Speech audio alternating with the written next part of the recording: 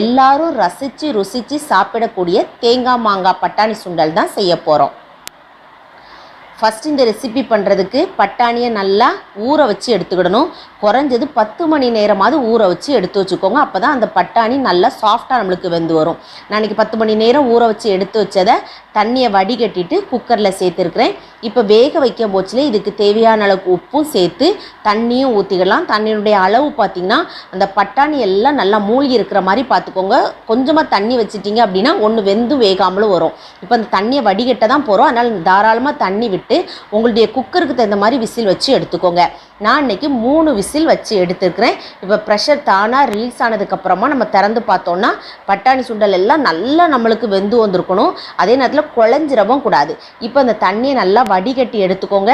அதில் பிசுபிசுப்பு தன்மை இல்லாத அளவுக்கு தண்ணி நல்லா வடிகட்டி வந்திருக்கணும். ஒரு 10 நிமிஷம் இதை அப்படியே விட்டுருங்க.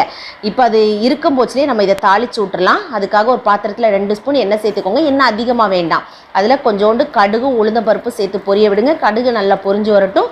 உளுந்தம்பருப்பு செவந்து வரவும் இதில் 2 பச்சை மிளகாவும் 2 இனுக்கு கருவேப்பிலையும் சேர்த்துக்கோங்க. அந்த பச்சை மிளகாவில் உள்ள விதையை நீக்கிக்கோங்க. தாளிக்கும் போச்சுலேயே பெருங்காயத்தூள் போடுறா இருந்தால் போட்டுக்கலாம். ஏன்னா பட்டாணிங்கிறனால வாயு ப்ராப்ளம் இல்லாமல் இருக்கும். அது மட்டும் இல்லை சுண்டல் நல்லா வாசனையாகவும் இருக்கும். நான் இன்றைக்கி ஆனால் சேர்க்கலை.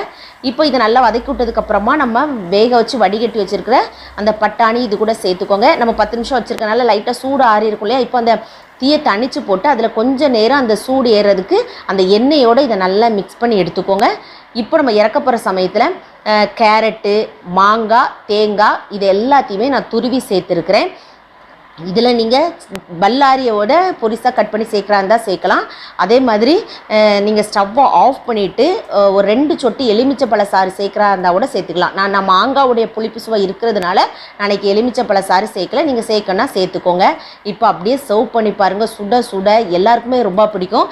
நம்ம இந்த பார்க்கில் பீச் ஓரத்துலலாம் வாங்கி சாப்பிட்ருப்போம். அதே டேஸ்ட்டில் தான் இருக்கும். கண்டிப்பாக ஒரு முறை நீங்களும் செஞ்சு பாருங்கள்.